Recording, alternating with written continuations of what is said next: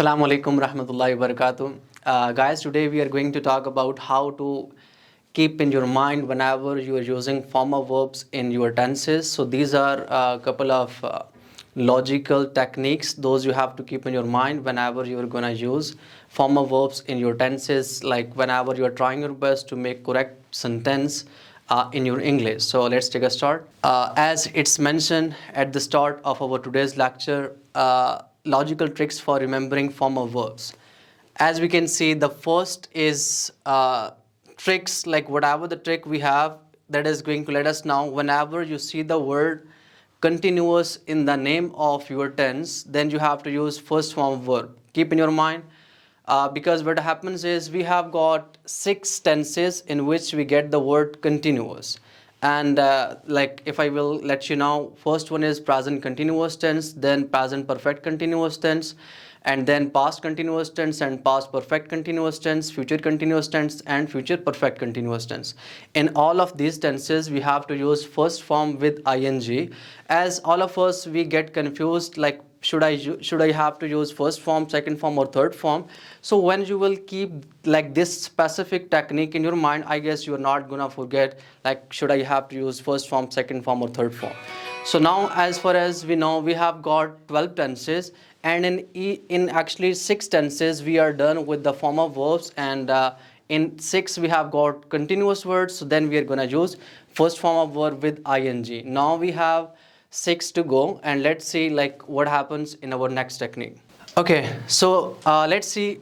Here we have got the second technique. Whenever you see the word perfect in the name of tense, then always you are gonna use third form of verb, right?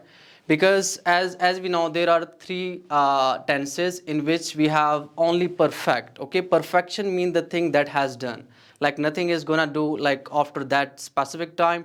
That could be done in the past, in the present or in the future, right? So then always in the perfect situation we have to use third form of verb.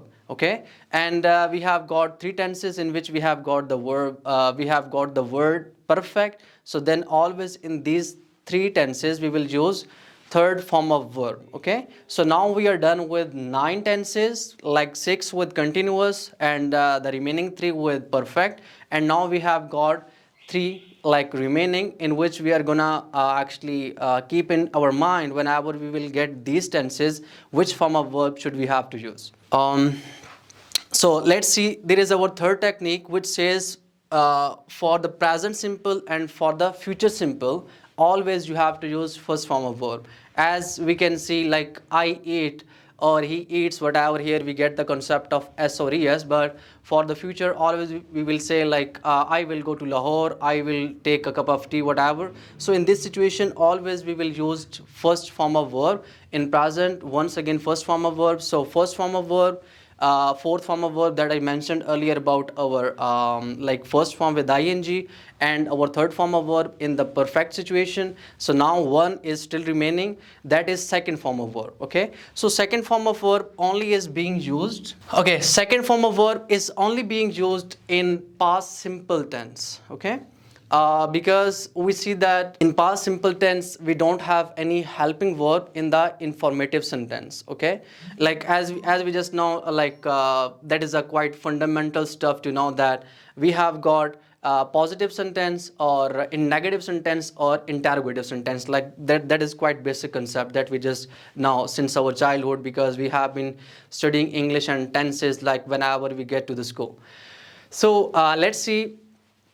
In our past simple tense we use second form of verb, as I will say I went to Lahore, I took a shower or whatever. So in this situation we will use second form of verb, but only in the informative or in the simple, or we can say in the positive sentences. But we have like 2 tenses more, that is interrogative as well as negative.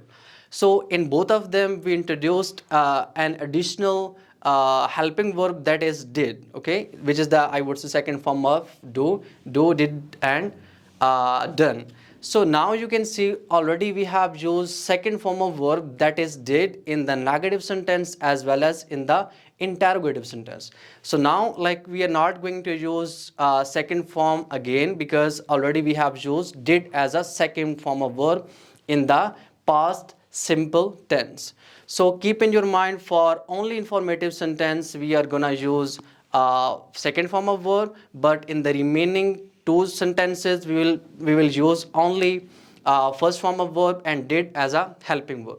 So that was our technique to keep in our mind whenever like we are getting confused whether should I have to use first form, second form or third form. Let me give you an overview.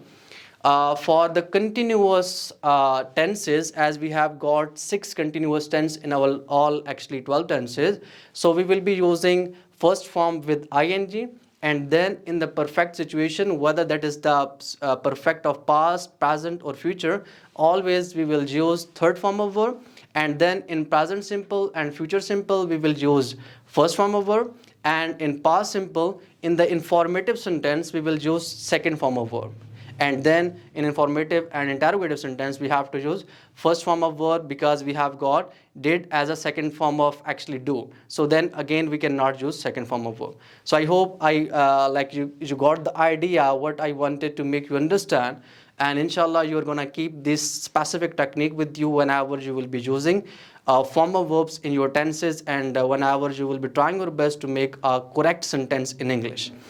So guys, we are offering online classes and physical classes as well at Yashal English House. Currently, I teach spoken English at Yashal English House.